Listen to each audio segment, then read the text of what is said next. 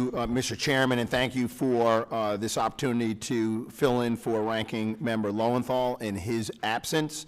It is a pleasure to be here today. I look forward to discussing the 4 bills on the agenda.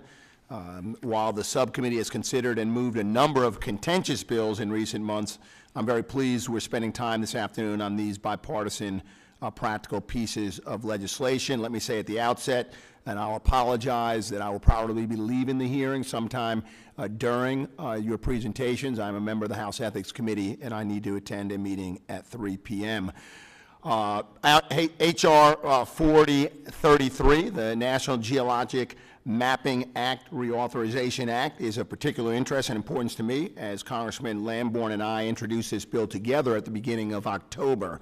Our bill would reauthorize the National Cooperative Geologic Mapping Program, which is the primary source of funds for the production of geologic maps in the United States for an additional 5 years. Even though most people are not familiar with geologic maps, it is hard to overstate their importance.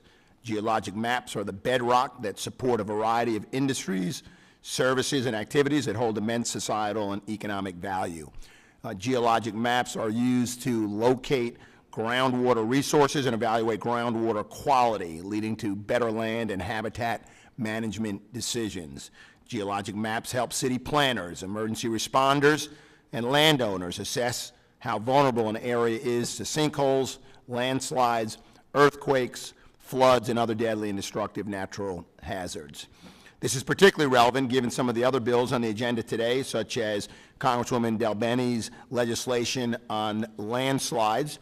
Geologic maps enable the government and industry to locate and develop mineral resources used for a variety of scientific applications in military technology and in consumer products. Further, geologic maps provide valuable information that engineers and developers use when designing and constructing highways, bridges, tunnels, and other transportation assets. In my home state of Maryland, the value and importance of geologic maps are evident. Even though Maryland is a fairly small state by size, it has an incredible variety of landscapes and geology, stretching from the beaches of the Atlantic coast to the Appalachian Mountains. This type of diversity in our geology demands a robust understanding of the science and an extensive mapping of underground formations.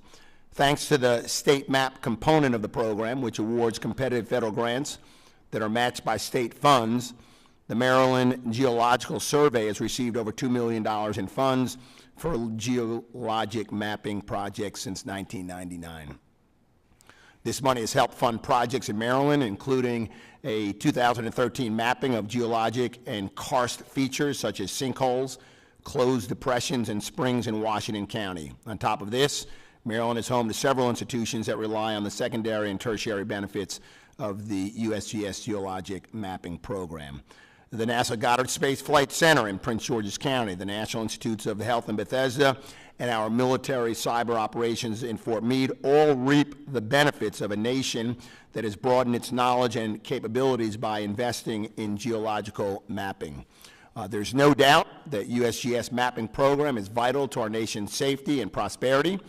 Again, I'd like to offer special thanks to Mr. Lamborn for introducing H.R. 4033 and to the chairman for holding this hearing. I thank the witnesses for being here, and I yield back the balance of my time.